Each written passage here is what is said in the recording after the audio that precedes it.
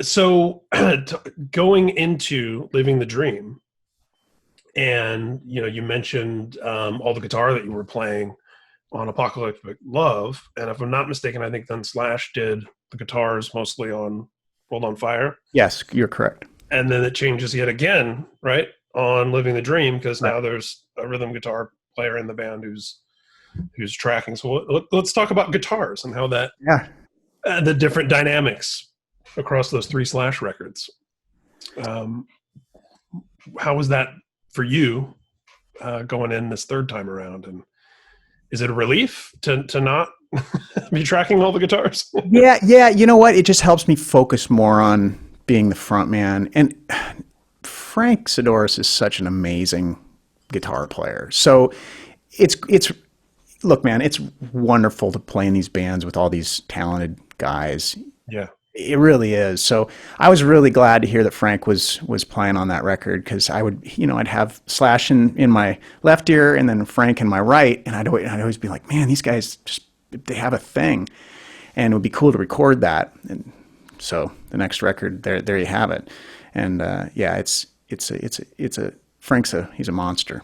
Man, and that's, again, not to keep harping on this through line here, but it again speaks to the magic of having all of these different places to park your creativity. Because, I mean, imagine a band that's Slash and it's his only band, and then it's your only band. And then, and so now all 3 of you are like, I know, I really want to play guitar on this record, because it's the only record you might make in a 5-year span.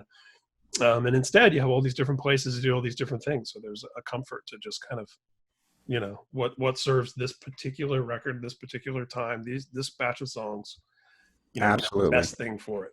Absolutely. If I got to put my mark in here, or else I don't have a mark anywhere. Exactly. That's super cool.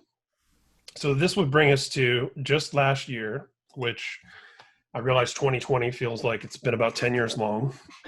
But can you believe Walk the Sky was 2019 and not 2010?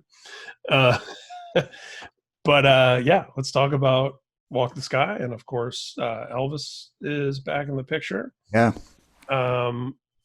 It's interesting. I didn't do this on purpose, but when I brought up John Carpenter earlier, because there was an interview with Mark where he likened some of Walk the Sky to John Carpenter with the synthy stuff. Because you said you guys just watched Halloween a couple weeks ago. All that music, that's all John Carpenter. Right. And you mentioned earlier introducing, you're like, oh, this kind of reminds me of UFO, and then bringing in some of that stuff. So Walk the Sky is another record that has more exploratory. I hate experimental, because experimental that starts to sound like the disco record, like you said. Right? It's definitely not that, but there's some freedom there. I mean, it's a long record. Mm-hmm. Right? I mean, I think it's one of those records that, remember when there was, I don't think this is an issue anymore, but there used to be a restriction on how long a CD could be. True. Yeah, was it 75 minutes or was it? Yeah, I feel like Walk the Sky probably got close to that. Yeah. There's a lot of material in there. We might be getting fined.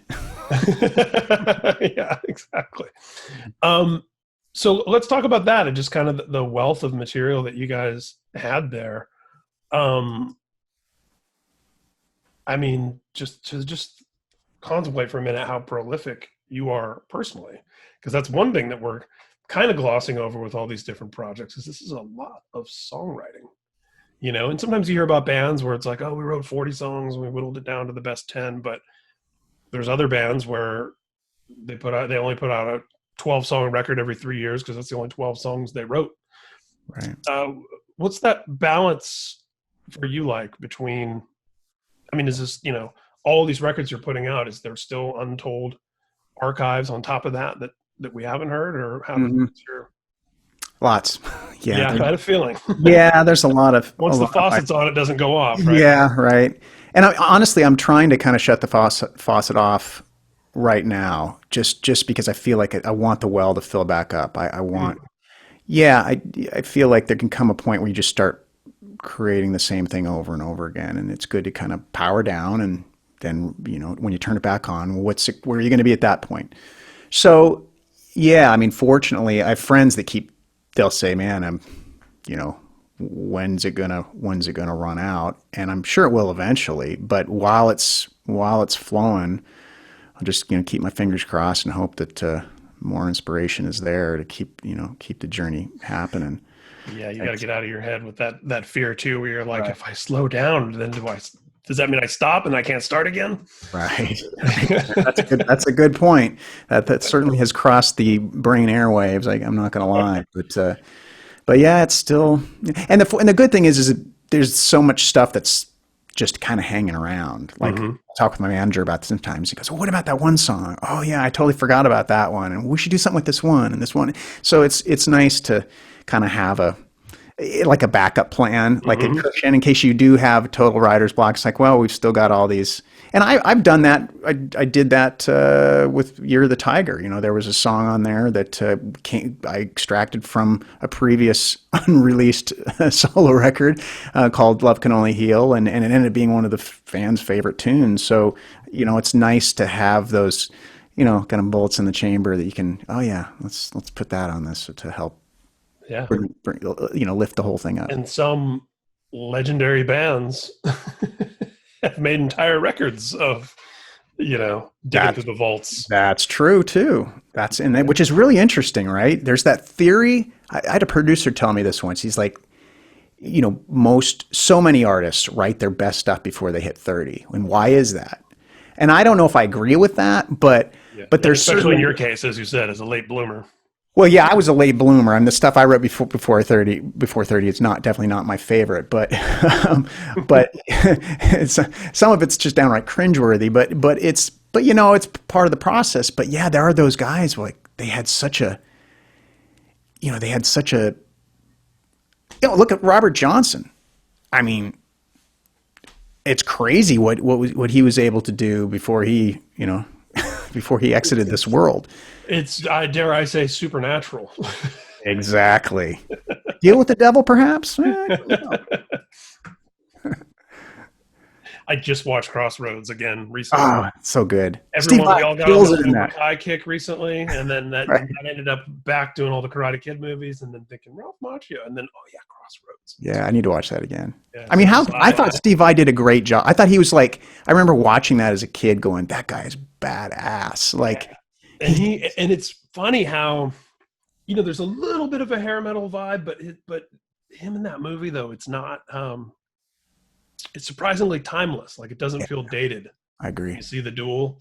I totally agree. And you could definitely think like, oh yeah, that's the Devil's Fiddle player. I buy this. I agree. Yeah. And Ralphie does his best. It's a little bit of the Michael J. Fox and Back to the Future. A little bit. What's interesting about the Back to the Future scene, I just watched that recently, and I could be wrong, but I believe the guitar that he uses in that, which is I don't think that particular model was even released till after. Probably not. I don't think they got that right. I could be wrong. So, but what's the word? Anachronistic? Yeah, when it's yeah. Exactly. Oh man, it's so funny. So yeah, that there is something to be said there for having those vaults, and again, like I mentioned earlier, I read that Q&A with my friend and colleague Brian Hyatt from Rolling Stone did with Wolfie, and of course we always hear about all the stuff, all the Eddie stuff that's in the vaults, and who knows, for quality control, right, of having those different ears, like you were saying, the way it works in AB, of having somebody to tell you like, oh, that's great, no, emphasize that, or yeah, that maybe not so much, back to the drawing board. Who knows? Yeah, what's in the vaults? Guys like Eddie when they leave us. And it was like Frank Zappa. It was the same sort of thing. I mean, how much stuff still exists there? I mean, it's beautiful though. For me, I find hearing those stories about the guys at that level, the Eddies, the Franks, knowing there's like an actual vault or these 2-inch masters that exist Yeah. of things that they can hopefully at some point put out and continue that legacy. It's Yeah. beautiful. That's the beauty of the time. Boxes of DAT tapes. Exactly. But imagine there was a period where you couldn't do that before you could really record things. I mean, Yeah. so it's pretty cool. Gosh, yeah, to think about, how much Robert Johnson stuff that wasn't recorded at Exactly. all by anyone. Exactly. The lost annals. Right. So you are trying to replenish a little bit, recharge. What's next on the agenda for you in terms of?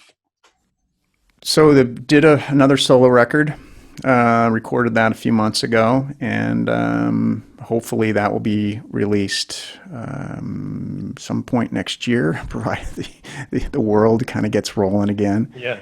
And I saw an interview where you said this is a more rock oriented. Is that as kind of, not to paint it with too broad of a brush, but in terms of compare and contrast with Year of the Tiger? Yeah, it's definitely more amplified, and there are more guitar solos, which I really needed to do for some reason. I just really been going through this phase where I'm falling in love with guitar again, and so there's a hoodly hoos, and I just miss it. I would just get up. I've been getting up every day and just playing guitar for hours, and so I'm just like, I think I'm going to add some of this back into the mix. I hadn't done a lot of that since the early '90s, frankly. So that was. And you're in. Obviously, Slash is Slash, and I've found in certain conversations that people aren't aware of this, but Tremonti is an absolute shredder. Oh yeah, and people not everyone realizes that right. The first band he was known for, he was listening to Slayer and definitely, he was like a thrash metal guy as a kid, so he's got the spider fingers. Oh yeah, yeah. He and he's a student of the guitar. He still loves to learn, and that was one of the things. That's how we bonded initially. I think that's part of the reason I think that these things have worked out, both with Slash and with Alter Bridge, because I started as a guitar player, and so when you get in a situation where they realize that you're kind of cut from the same cloth. And a lot of times guys who just sing they're hardwired a little differently. So I was able to kind of enter the realm and be like, and we'd start talking guitar geek stuff. We'd be talking music theory. We'd be talking, hey man, have you checked out this player here?